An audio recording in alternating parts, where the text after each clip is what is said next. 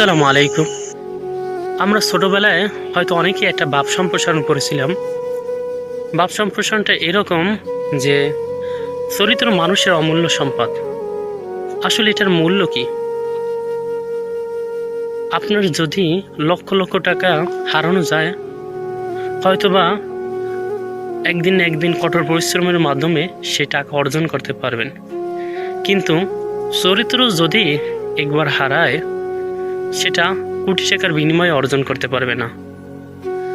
আমাদের সমাজে ঠিক মানুষ এরকম। আপনি দেখবেন একজন ইয়াবাখোর, গাঞ্জাখোর কিংবা খারাপ মানুষ, সে যতই খারাপ কাজ করুক না কেন,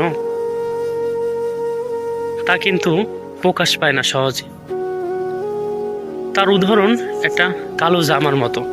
সেই জামায় যতই আপনি কালো দাগ দিন না কেন, সেই দাগ কিন্তু প্রকাশ পায় না, দেখা যায় না দূর থেকেও। আর একজন ভালো মানুষ, তাকে তুলনা করে এটা সাদা জামার মতো। সেই সাদা জামায় যদি একটি কালো দাগ দেন, সেটা আপনি যতই দূর থেকে চান না কেন, সেটা কিন্তু ফুটে ওঠে।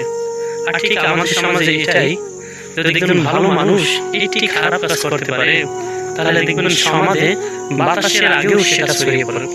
এজন্য বলি,